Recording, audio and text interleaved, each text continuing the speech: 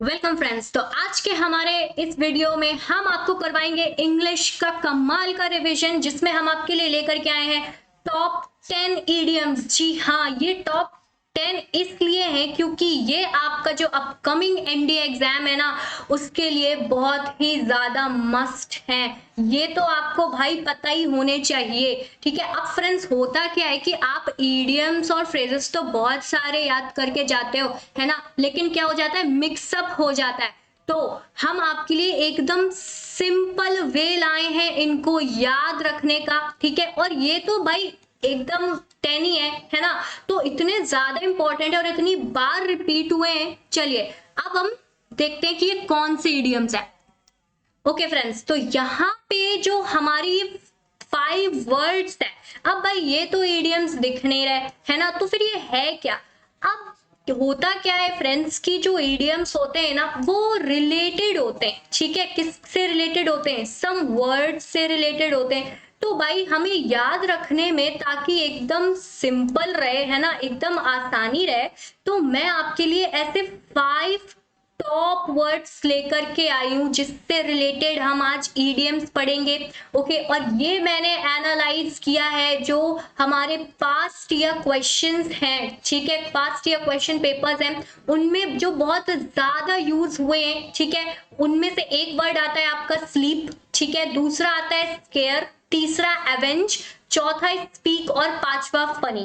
तो फ्रेंड्स ये जो 5 वर्ड्स हैं, स्लीप, स्केयर, एवेंज, स्पीक और फनी, ये आपकी जो डेली लाइफ होती है ना, उसमें भी बहुत ज्यादा यूज होते हैं भाई। जब आप इंग्लिश स्पीकिंग करते हो, ठीक है, तो उसमें भी जब आप इनको यूज करते हो ना, तो ये भी बहुत ज्यादा यूज होते हैं। और ये आपका जो एनडीए का अपकमिंग एग्जाम है, उसके लिए बहुत ज्यादा इंपॉर्टेंट है। ठीक है, तो चलिए भाई इससे रिलेटेड कौन कौन से इडियम्स देखते हैं।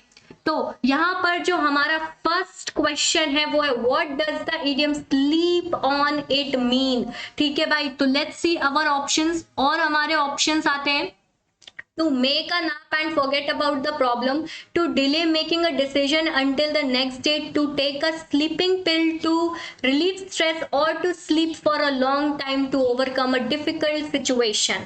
ठीक है भाई, तो ऑप्शन इसका बी होगा। ठीक है, क्यों भाई बी क्यों होगा, क्योंकि स्लीप ऑन इट का मतलब होता है क्या, इसमें हम जो डिसीजन होता है उसको क्या कर देते हैं, डिले कर देते हैं। ठीक है, कब तक के लिए, नेक्स्ट डे तक के लिए। ठीक है, तो ऑप्शन बी इज करेक्ट। चलिए भाई अब इसकी सम एक्सप्लेनेशन भी देख लेते हैं। तो इसकी एक्सप्लेनेशन क्या है भाई, इसकी जो मीनिंग होती है ना स्लीप ऑन इट की, इसकी मीनिंग होती है to delay making the decision until the next day after a good night's rest.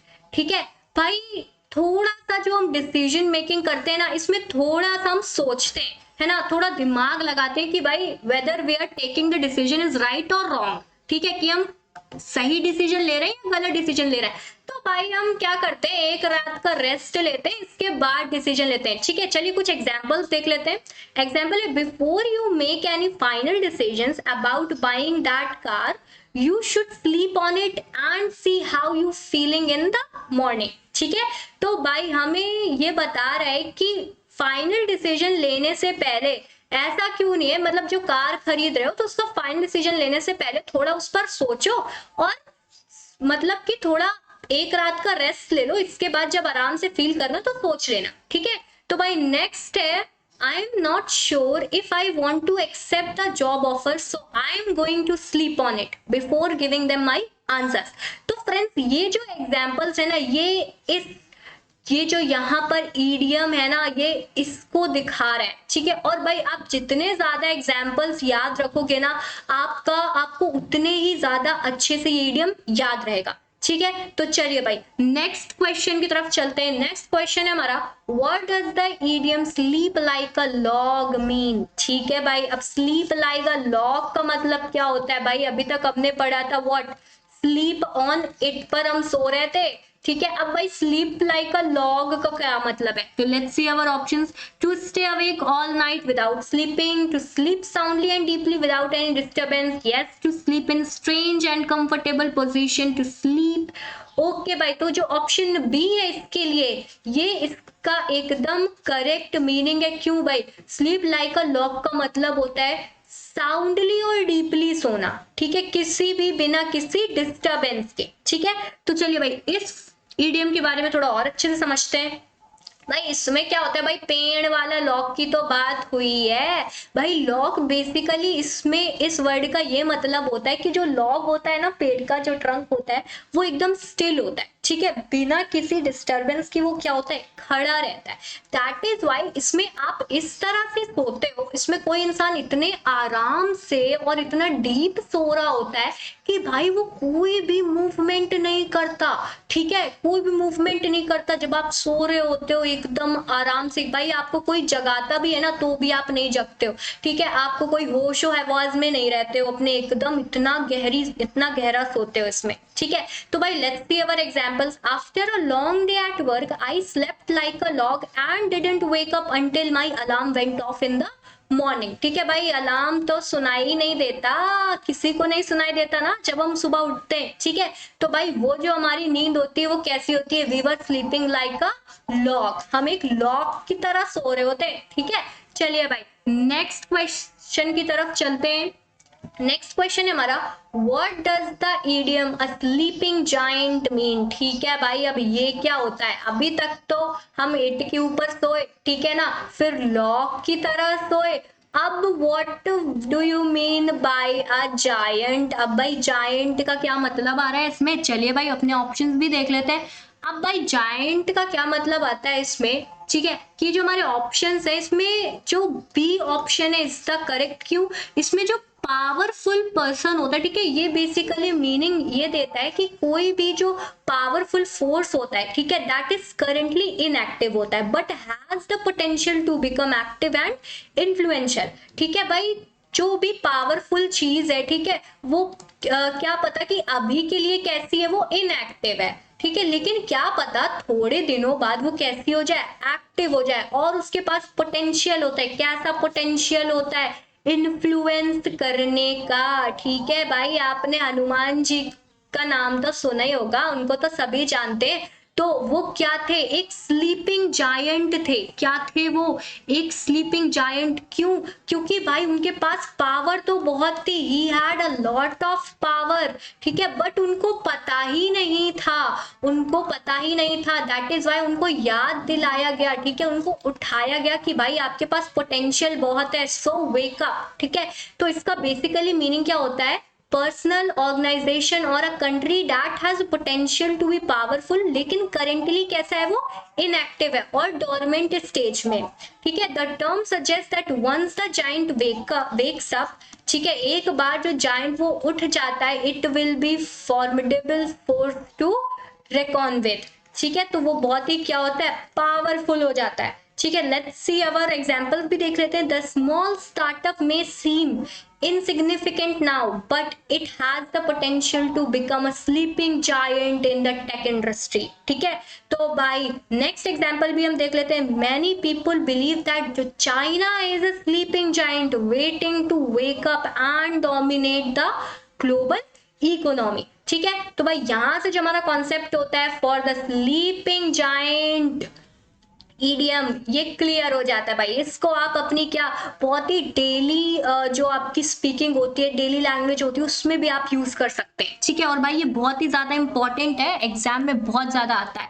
चलिए भाई अपने नेक्स्ट क्वेश्चन आता है हमारा, what does the idiom square the pants of mean, ठीक है भाई। अब हमारी कौन सी मीनिंग आ गई, सेकेंड वर्ड आ गया हमारा, व्हाट इज स्केयर, ठीक है भाई। ये वर्ड तो सबको बहुत पसंद है ना, लोगों को डराना कितना अच्छा लगता है भाई, लोग एकदम से क्या हो जाते हैं, डर जाते हैं, ठीक है। तो भाई स्केयर द पैंट्स ऑफ का मतलब क्या है, let's see our options. Okay, to cause someone to feel very cold, okay, no, to make someone feel very scared and frightened, to force someone to remove, okay, no, option B is correct. क्यों भाई, इसमें क्या होता है कि आप दूसरे को क्या करते हो, बहुत ही ज्यादा डरा देते हो, है ना, बहुत ही ज्यादा क्या कर देते हो, डरा देते हो। तो चलिए इस ईडियम को हम और अच्छे से समझते हैं। इसका जो मीनिंग होता है वो क्या होता है, ये एक ऐसी सिचुएशन होती है जहां पर समवन इज सो स्केयर्ड, भाई जिस तरह ये आपको बंदा डरा हुआ दिख रहा है ना, ठीक है, इतना ही स्केयर्ड हो जाता है, फिर आप बहुत जोर जोर से भागते हो, ठीक है। कि इसमें क्या हो जाता है, आपको ऐसा लगता है कि भाई your pants might fall of, ठीक है, ऐसा फील होता है, ठीक है। इसके कुछ एग्जांपल देख लेते हैं। The haunted house was so scary that it scared the pants of me and I had to leave early, ठीक है। तो भाई इसमें क्या हुआ, ठीक है, कि भाई इंसान इतना ज्यादा डर गया कि वो छोड़कर ही चला गया जल्दी, ठीक है। तो इसके और भी एग्जांपल्स हैं। The horror movie was so terrifying that it scared the pants of everyone in the theatre, ठीक है फ्रेंड्स। तो यहाँ पे ये जो ईडियम बार बार यूज हो रहा है, ये बहुत ही कमाल का ईडियम है, ठीक है। इसको यूज करने में भी बहुत मजा आता है और ये इसलिए इंपॉर्टेंट है क्योंकि डेली बेसिस पे बहुत ज्यादा यूज होता है और जो आपका अपकमिंग एनडी एग्जाम है उसमें तो आपको मिलने वाला है, उसके लिए तो ये बहुत इंपॉर्टेंट है। चलिए भाई नेक्स्ट की तरफ चलते हैं। नेक्स्ट है हमारा what does the idiom scary cat mean, ठीक है भाई। अभी तक तो क्या था, हम डरा रहे थे, अब क्या है भाई, स्कैरी कैट का क्या मतलब है इस ईडियम का। तो let's see our options. Option आ रहा है हमारा, someone who is very good at scaring others, no, someone is very brave and never afraid, someone who is easily scared to cut, okay, yes। Scary cat का मतलब होता है भाई डरपोक बिल्ली, है ना। तो भाई इसमें क्या है ना, ऐसे लोग जो तुरंत डर जाते हैं बहुत ज्यादा, जिनको डर लगता है, जो आसानी से डर जाते हैं, ठीक है, उनको हम क्या बोलते हैं भाई, स्कैरी कैट बोलते हैं। जैसे आपका कोई दोस्त होगा ना तो बोल सकते हैं कि my friend is a scary cat, ठीक है, वो क्या होता है, तुरंत डर जाता है, ठीक है। चलिए भाई इसको हम और अच्छे से देखते हैं। भाई इसकी जो मीनिंग होती है वो क्या होती है, someone who is easily scared और फ्राइटेंड, ठीक है, कोई भी जो आराम से क्या हो जाता है, डर जाता है, ठीक है भाई, कांपने लगता है डर के मारे। Like here you can see in this picture, भाई किसी को स्पाइडोफोबिया होता है, ठीक है भाई, मेरे को भी है स्पाइडोफोबिया। तो भाई स्पाइडर्स देख के क्या हो जाती है, हालत खराब हो जाती है। That is why let's see its examples क्या है भाई, don't be such a scary cat, ठीक है, इतना इज जस्ट अ स्पाइडर, इतने डरपोक मत बनो, ये सिर्फ क्या है, मकड़ी है। तो भाई ये भी बहुत ही ज्यादा इंपॉर्टेंट है, ठीक है। चलिए भाई नेक्स्ट हम उस पर चलते हैं। नेक्स्ट जो हमारा आता है क्वेश्चन वो क्या है, what does the idiom an eye for an eye mean, ठीक है। अब ये जो इडियम है an eye for an eye, इसका क्या मतलब होता है, ठीक है, इसका मतलब होता है, लेट्स सी अवर ऑप्शंस, अपने ऑप्शंस भी देख लेते हैं भाई। To be blinded in both और to take revenge, okay no revenge तो नहीं होगा, ठीक है, टू फॉरगिव और फॉरगेट, ठीक है, और to apologise for wrong doing. तो भाई यहाँ पर लग रहा है an eye for an eye, ठीक है, ये किस वर्ड से मैच करता है, एवेंज से मैच करता है, ठीक है। अब जब ये एवेंज से मैच कर रहा है तो इसमें क्या आता है, रिवेंज आता है, ठीक है। कैसा revenge, to take revenge by inflicting the same harm और इंजरी दैट वाज सफर्ड, ठीक है। चलिए भाई इसको, ये जो ईडियम है, ठीक है, ये इंपॉर्टेंट तो है लेकिन इसको और अच्छे से समझते हैं कैसे। अब भाई इसकी जो मीनिंग होती है, एक ऐसी सिचुएशन होती है जहां पर कोई क्या सीख करता है, रिवेंज को सीख करता है by inflicting the same harm और इंजरी दैट वाज सफर्ड, ठीक है। तो भाई इसमें क्या होता है, आप बदला लेने की सोचते हो, क्या लेने की सोचते हो, रिवेंज जिसे हम बोलते हैं, ठीक है। तो भाई जब भी आप क्या होते हो, अपने दोस्त से लड़ जाते हो ना, या फिर कोई आपको मारता है तो भाई अब आप तो उसको मारोगे ही, है ना। तो let's see its examples. The law of an eye for an eye was once used in many societies as a form of what, punishment, ठीक है।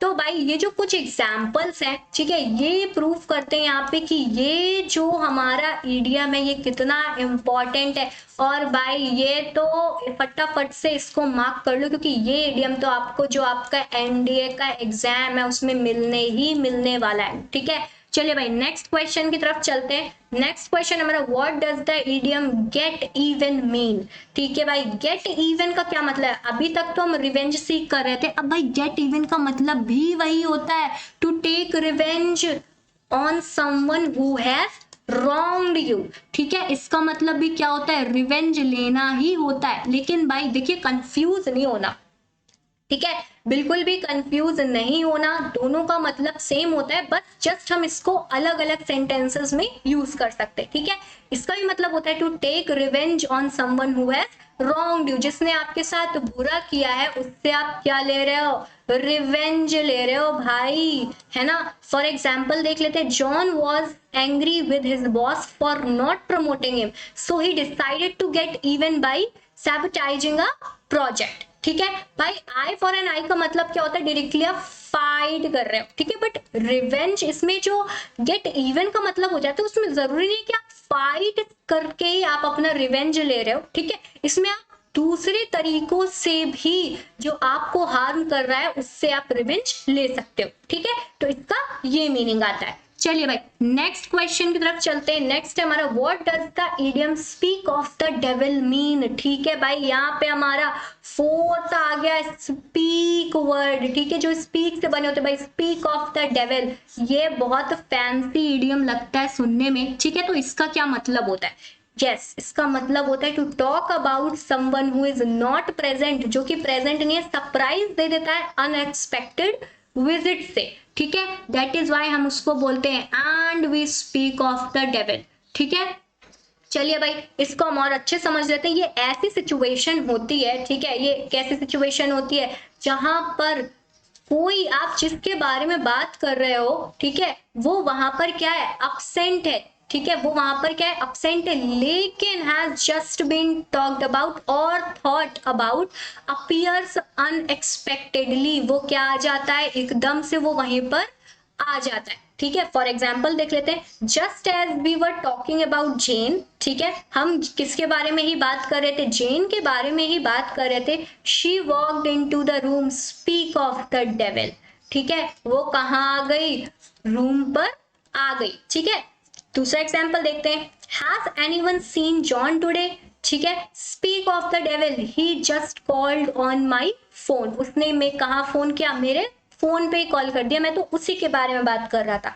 ठीक है, तो भाई ये जो ईडियम है ना, ये बहुत ही इंपॉर्टेंट ईडियम है, बहुत यूज होने वाला ईडियम है। ठीक है, दैट इज वाई इसको हमने अपनी टॉप 10 लिस्ट में रखा हुआ है। ठीक है, चलिए भाई नेक्स्ट चलते हैं।